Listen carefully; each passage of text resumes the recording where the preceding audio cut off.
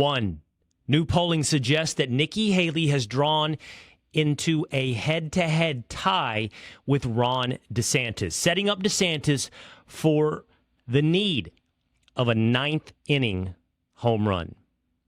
Two, Israel stands outside of Gaza, but as this drags on, a new poll suggests that sympathies could drift away from Israel. Three, how many people are running for House Speaker? More than the number of squirrels that I saw on the annual Squirrel Hunt and Catfish Rodeo. It's the Will Cain Podcast on Fox News Podcast. What's up? And welcome to Monday. As always, I hope you will download, rate, and review this podcast wherever you get your audio entertainment, at Apple, Spotify, or at Fox News Podcast. You can watch the Will Cain Podcast on YouTube and follow me on X at Will Cain. I just took a shower. I have washed off the smell of campfire. Anyone who's ever been hunting or camping knows that feeling after being away for 2 to 3 days. You may have showered during the trip, but it was always a little spit of water coming out of a very insufficient shower head with who knows whose shampoo and soap sitting on the ledge. And, of course, a very coarse towel that gets washed all too infrequently. But still, you needed it because it was better than the accumulated dirt and blood and guts that you had covered yourself in and every day's hangover of a camping or hunting trip. And I feel a bit renewed. I feel fresh as I return back to civilization from the annual squirrel hunt and Catfish Rodeo. 3.5-hour drives with my son back into Dallas leaves me a little bit unprepared for what I wanted to do with you here today on the Will Cain Podcast. I did. I took the weekend off, and I truly took the weekend off. It's the first time in quite some time where I probably took 48 hours and didn't think much about events in the world, where I truly tried to live in the present. And it was necessary, it was needed, and it was growth, which I will talk to you about throughout this episode. But it did leave me in a position where I didn't get to deliver on what was my expected promise of part 2 of our history of the Israeli-Palestinian conflict in the Middle East. You can go back to last week's episode of the Will Cain Podcast, download part 1 of the Israeli-Palestinian conflict. It took us from the beginning of the Zionist movement in 1880 through the end of World War I and the Balfour Agreement that sets up the British mandate for Palestine and draws lines in the sand, essentially setting us up for the nation states drawn from tribes in Arabia, setting us up for the nation states of the 20th century that have been part of our lexicon, part of our history of almost every war since World War II. My intention for part 2 is to take you from that beginning of colonization and violence in the 1920s through the end of World War II and the establishment of the State of Israel.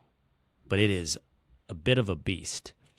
I mean, my history is bogged down in commissions and white papers, the Arab Revolt of 1936 to 1939, the Jaffa riots and skirmishes and tit for tat and blood and attempts to negotiate some peace and diplomacy, lines that work for the Arabs and for the Israelis. It's complicated, and I'm going to try to ingest it and bring it back to you in a Cliff's Notes version where it's understandable, applicable, and a worthy story. Because it only gets more complicated after the establishment of the State of Israel in 1948. But this period, from essentially 1920 to 1948, is really not ground zero because that would be the beginnings of the Zionist movement, but it is the beginning of the flames that light the tinderbox. It's essential to understanding the moment that we are sitting in today with tanks on the outskirts of Gaza and possibly nuclear warheads aimed across the Middle East. I hope to deliver to you that on Wednesday. But for now, because I turned off and because I spent most of my weekend pulling catfish off of hooks, running trot lines, hiking through the forest, and digging four-wheelers out of the mud, I thought I might bring to you 3 stories that caught my attention through the analogy, lessons, and experiences of the annual squirrel hunt and catfish rodeo. Story number 1. A new poll by Emerson suggests that former UN ambassador and South Carolina Governor Nikki Haley has drawn into a dead heat with Florida Governor Ron DeSantis at 8 percentage points. It's a little bit like the absurd question of, well, other than that, how was the play, Mrs. Lincoln? She might not be paying attention to exactly the quality of the acting when her husband was assassinated at Ford Theater. Should we be paying attention to the also-rans, the far, far distant second, polling at 8%, Republican nominees for president, when that same Emerson College poll shows that Donald Trump is currently polling at 59%. But there is a bit of a story and a bit of defensiveness going around about the rise and fall of Ron DeSantis. Now, I think it's fair and important for accuracy to point out the Real Clear Politics average of polling for Ron DeSantis right now stands at 12.8%. And that is over and above Nikki Haley's Real Clear Politics polling average of 7.4%. So although this Emerson College poll shows DeSantis and Haley falling into a dead heat, the Real Clear Politics overall average still has DeSantis in the lead, but still a far distant second. That RCP average also has Trump at 59%. When Ron DeSantis entered into the race for president, it was with the idea, at least in part, that you have to strike when the iron is hot. You have to seize, you have to capitalize on your moment. That was supposedly the lesson from Chris Christie back in 2012, the nomination that eventually went to Mitt Romney. If Chris Christie had ran in 2012, he was riding a high. People saw him as the governor of New Jersey that could fight back against leftism. He was tough. He could also forge a consensus, but he didn't. He didn't run against Barack Obama. Perhaps he thought he couldn't beat Barack Obama, and so he waited till 2016. And the lesson from that, most people believe, is that Christie missed his window, that you have to do what Ron DeSantis did, of striking while the iron is hot. You have to strike when your window is perceived to have opened. And it's true, many saw this as Ron DeSantis' window. He's riding high. Wonderful stewardship as leader of the state of Florida. True, brave leadership for Ron DeSantis through COVID. But for whatever happened, simply throwing his hat in the ring to run for president wasn't really striking a hot iron. On Friday night, me and my fellow squirrel hunters were sitting around a campfire in Far East Texas.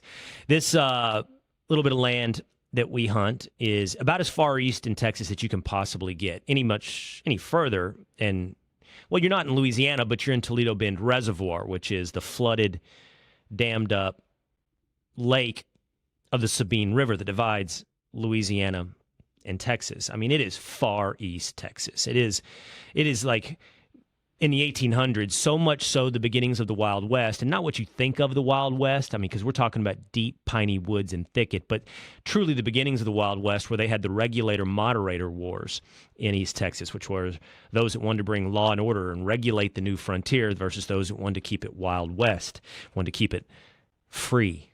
And they literally had a war in this part of East Texas. As we were sitting around the campfire, we all had our phones opened. Oh, we were solving the world's problems and keeping ourselves well hydrated. But we all had our phones open because it was Game 6 of the ALCS, Texas Rangers, Houston Astros. And as it was, half of the hunting camp was either from Houston or a fan of the Houston Astros. The other half of us, either from the DFW Metroplex or are, and always have been, fans of the Texas Rangers. We should say at the outset, this is probably one of the most gut-wrenching losses of my sports fandom in I don't know how long. It's been at least 12 months. Well, when it comes to baseball, it's actually been 12 years. 2011, lost to the St. Louis Cardinals in the World Series. On Friday night, the Rangers were up 4-2 in the 8th inning. They were just 4 outs away. 4 outs away from going up 3-2 in the ALCS. As I'm recording this for you right now, Game 6 is about to go. The Astros, by the time you're listening to this, may have already clinched the ALCS and moved on to the World Series. Or perhaps Nathan Eovaldi pitched to Jim. The Texas Rangers tied up the series 3-3. I don't know. That's why I'm somewhat emotionally put together to have this conversation with you for now, because I'm at least 2 days removed from what happened on Friday and not yet living through the experience of what happened on Sunday night. But on Friday night, up 4-2, 2 men on. The Rangers bring in their closer, Jose Leclerc. 2 men on, no outs, up 2 runs. Surely we can get 4 outs. Again, history would teach me, well, we've been much closer and managed to lose. We've been 1 strike away from winning the whole thing, the World Series, twice in 1 game, and managed to lose. But I wasn't sitting with St. Louis Cardinals fans. So when inevitably, of course, Jose Altuve gets up to bat and jacks a 3-run home run for the Astros to go up 5-4, there truthfully wasn't much said. Just the flicker of the campfire. Just some long faces, some quiet. And the kind of silence from Astros fans that reflected exactly how bad it was. You can't rub that in that moment because there's a slight chance that could erupt into violence, or at least bruised feelings and hurt friendships for over a weekend. You ever beat somebody so bad that you just kind of grimaced and didn't say anything? That's what that was. Man, truly gut-wrenching. I felt like somebody had pulled my gut up through my mouth. And because I ride the roller coaster, baby. I go all the way down and all the way top. I pay the ticket. I want the highs and the lows. I let them go. I mean, I will ride that thing to the bottom. We're done. It's over. It's inevitable. Fate is what it is. We're Rangers fans. Can't happen. It may be, again, as you're listening, that something miraculous happened on Sunday night. We're tied up going into a Game 7. I don't know. Who knows? You know. I don't know. But in order to ride my roller coaster to where I can celebrate when this thing crests the top of the hill, I have to ride it all the way to the bottom. No flat land on this roller coaster, baby. So down in the dumps. But there's a lesson there. Up 4-2. Up 2-0 in the series. The Rangers had to strike when the iron was hot. They had to capitalize on their window. You can do what I did and say, oh, you just have to win 1 in Texas, win 1 of 3, and then you're up 3-1, and you're sitting pretty. But you can't think that way. You have to win the next one. And that's why all my friends that say, I go, oh, we're a year early. We'll win next year. We'll be younger. We'll have DeGrom back. No, you win now. You strike now. The Rangers need to win the next game, not one of the next 3. They win the next game. Strike now. Foot, throat, win. Something about Ron DeSantis did not strike a hot iron. I've told you it could impair him for 2028. Something about Ron DeSantis, or maybe just something about Donald Trump, means that Ron DeSantis didn't either have that window or didn't know how to step on his opponent's throat and win when he had the open window. It's more likely it's a combination of the two. But if I were assigning percentages of probabilities, it's 20-30% Ron DeSantis' shortcomings that will still be there, still be present in 2028. And I like DeSantis. It's not a gratuitous opportunity to talk bad about the guy that's now fallen into 8% with one of the Republicans who would lead us into yet war after war after war and take in refugees of those wars. Nikki Haley promises to get us deeply involved in Ukraine or Israel. And when Palestinians and Gazans are set about fleeing into the wind, refugees, Nikki Haley also promises to bring them back home to America. And then when Americans can't get jobs, I don't know what her response will be then. When we have refugees that don't assimilate, don't acculturate to America, take American jobs, what will be the next, in turn, self-fulfilling policy? In the traditional, I don't know, compassionate conservatism married to neocon way of the Republican Party for the past 2.5 decades. That person is who Ron DeSantis is now tied with at 8%, according to Emerson College. But the truth is, while it could be 20 to 30% his fault, and that fault will still be there in 2028, it's probably 70% the fact that he's still running up against a man who is simply a cult of personality. And not just a cult of personality, but the beneficiary of policies that have left Americans going, wasn't life better before Biden? Story number 2. As we sit here today, the Israelis look prepared to invade Gaza. Small skirmishes on the outskirts. 2 American hostages released on Friday. No real word why or if any more will be released. Secretary of State Anthony Blinken suggests he hopes more of the some 200-odd hostages, 20-odd Americans being held hostage in the tunnels beneath Gaza will be released. And I don't mean to make light of this, but, and it's hard to look at war through the prism of public polling, but anyone who's understood war and understands that the first thing to die in war is the truth, understands the value of propaganda. What's the value of propaganda? You win wars with public sentiment. You win wars with public support. First, domestically, you need people to buy in. Uncle Sam wants you. Buy American T-bonds. Support the war effort. You know that to be true. You've seen it. You've read about it. You've learned about it here in America during World War II. You know what happens when American public loses interest and then gets war weary, tired of the cost, financially and with our blood, of getting bogged down like every other empire in Afghanistan. You know what happens to public support and public polling on war. It's interesting what's going to happen to Israel. In the past, Israel has largely benefited, I think, at least domestically here in the United States, from overwhelming support. And it's true, too, today. Americans support Israel.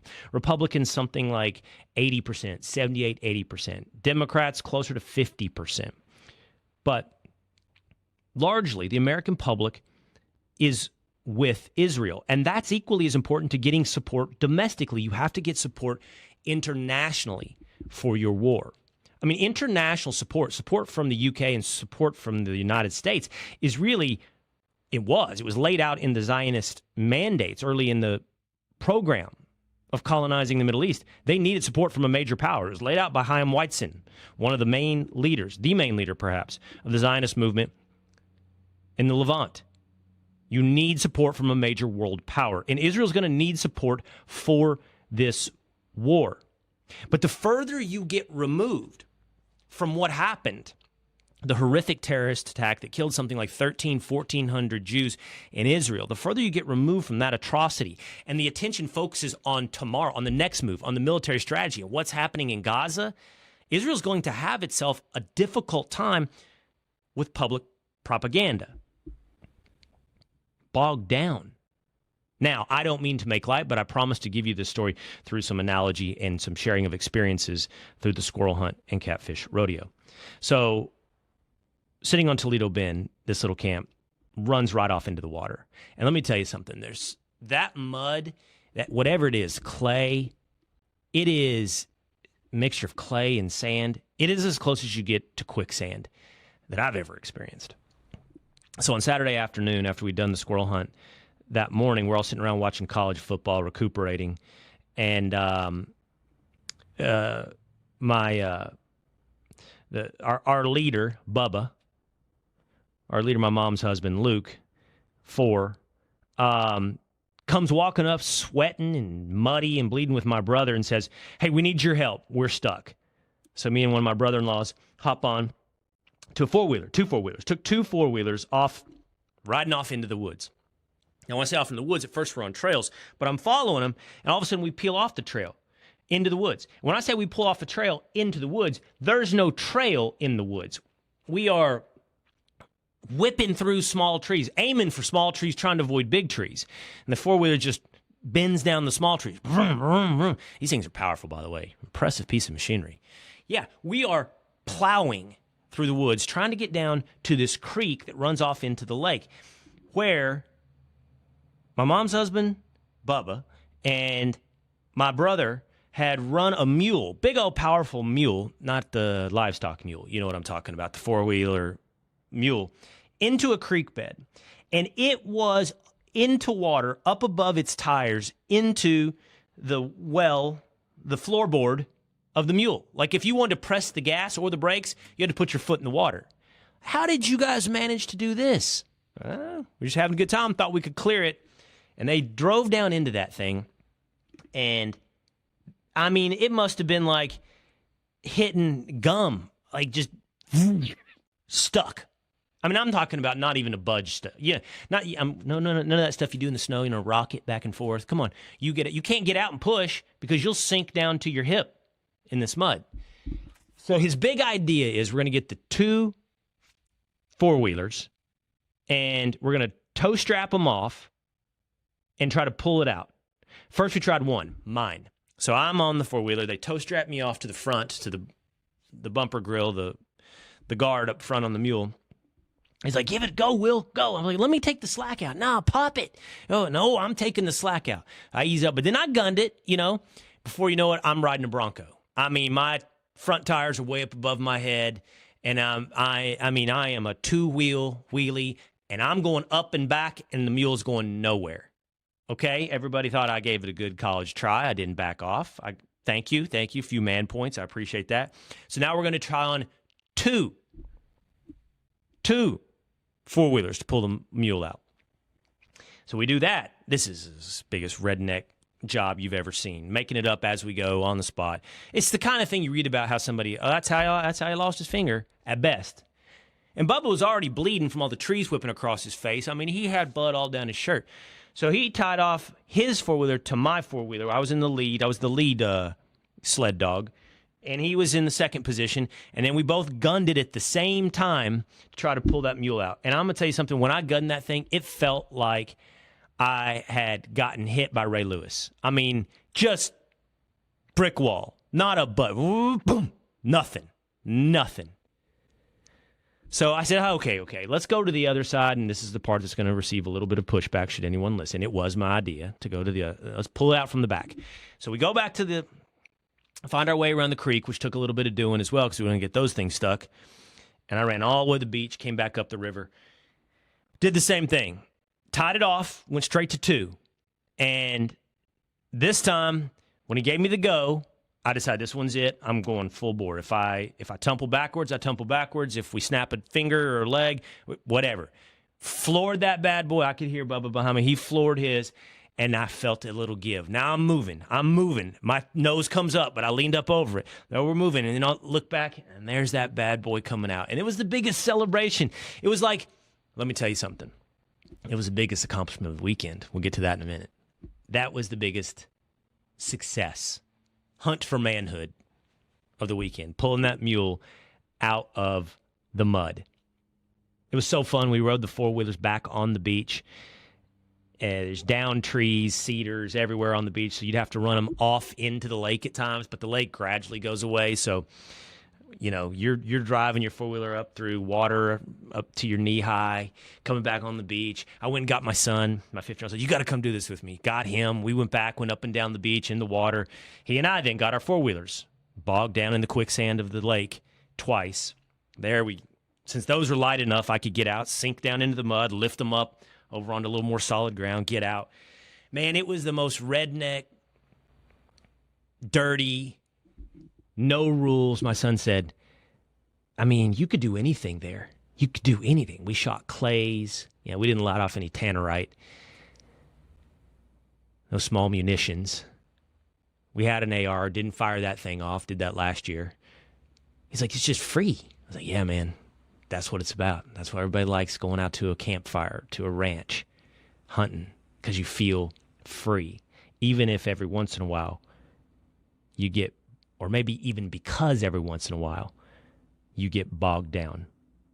Now, I'm not making light. I'm just sharing experiences as I go through the news cycle with you. You should, I should, we should all worry about Israel's potential to be free from this terror without getting bogged down. I want to share you the results of this poll right here. This is from a Harvard-Harris poll. They polled individuals across a whole host of political issues in the United States, including the Israel-Hamas war. When asked the following question, voters say the killing of 1,200 civilians is not justified, but the grievances of Palestinians and the attacks on Jews are genocidal. So let's focus on that first part. 1,200 civilians killed, not justified. But the grievances of Palestinians, do they or do they not? The grievances of Palestinians justify the killing of 1,200 Jews, civilians? That's the question. Do the grievances of Palestinians justify that terror? 76% of people said no, not justified. 24% said can be justified by the grievances of Palestinians. There's no justification for the horrific terror attacks on those Jews in southern Israel. There's no justification for pogroms across Europe. There's no justification for the killing of any civilians, including those civilians that may be Arab, throughout history. And that's why we go through the history together in this three-part series of this conflict. But when you look at this, what's fascinating is the younger you go down the age groupings, the more sympathy for Palestinians. I knew that intuitively. I'd heard that, but I'd never seen it put into a poll. Let's just give it a little bit of color and context. People aged 55 to 64, 11% said what happened can be justified by the grievance of Palestinians. 89% said there is no justification. Drop down in age range. 45 to 54, 23% said it can be justified by the grievance of Palestinians. We've more than doubled. But if you go down to the younger age ranges, 25 to 34-year-olds, 48% said that terror, that pogrom, can be justified by the grievances of Palestinians. And once you get to 18 to 24-year-olds, the majority, 51%, said what happened can be justified by the grievances of Palestinians. 49% said not justified. Young people, more so than older Americans, sympathetic to the cause of the Palestinians. If this drags on and the further attention gets away from those horrific events of October 7th, and as they move on to the war, and as the war is broadcast, my son this weekend at the campfire, as we got to have conversations, special times to be able to sit there and just talk with your son. Say, man, you think about the future of warfare, it's all going to be televised. He said, you see those Hamas soldiers? They all had GoPros on. I said, I know, I saw that. And who knows where he's seeing it? TikTok? I don't know. Yeah, he said they all have GoPros and they're filming it and they're broadcasting. And I said, how about you combine that with the fact that so many videos can be faked now? What's the future of warfare? Well, you know what the future of warfare is? It's more propaganda, fake stuff, fake images. We're already inundated with that stuff. But I've seen AI stuff recently that blows your mind. How are you to know what is real? Fight for your mind. Propaganda, that is war. And the further this gets away, as you look at this polling, it's going to be harder and harder. It may be easier to win the actual war and harder to win the war for public minds. I'm not telling you right or wrong. I'm simply giving you the analysis that you should look at this and go, that's going to be hard. Increasingly harder for Israel. Story number 3. How many people are now running for House Speaker?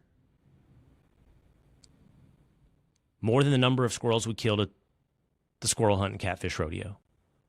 I'm tempted to tell you it was a down year. But the truth is, incremental growth, we're all getting better. 700% increase in sightings of squirrels there in East Texas. Last year, I think we saw 1, killed 1. This year, we saw 7. I myself saw 4. That's a 400% increase for me. I saw 0 before. I saw 4 squirrels run through the treetops. I took a shot. He was far away, but I was tired of no action. Yeah, man, we saw them. I think between all of our groups, really only did the squirrel hunt one morning. We saw 7 squirrels. We killed 1. We got 1 squirrel, just like last year. I was in the group that got him. Pretty exciting moment. Not great eating. And we cooked it up. We did. We skinned it. We quartered it. We fried it. I don't care how many times they tell you it tastes like chicken. Not big on squirrel. Just not big. We talked about that over the weekend, by the way. What is, like, love hunting? Fish don't count. Fresh fish, wild fish, always almost, I don't know about always, but just about as good as farm raised. But I mean, I love venison. I do. I like duck. Has it ever been as good as a steak? And I know they've chock-fulled that chicken breast full of hormones and pumped them up where he can't even waddle around the coop. And I know that cow, who knows what's running through his bloodstream. But I don't know if you could really... Joe Rogan can talk about elk steaks. Were they ever as good as a ribeye? Anyway, squirrel isn't. I'll tell you that. But we shot clays. We got catfish. Not any monsters this year. We've had 12 to 15 pounders in the past. This one, we were lucky if we got over 5, but they still eat well. Filleted them up. Had a big fish fry.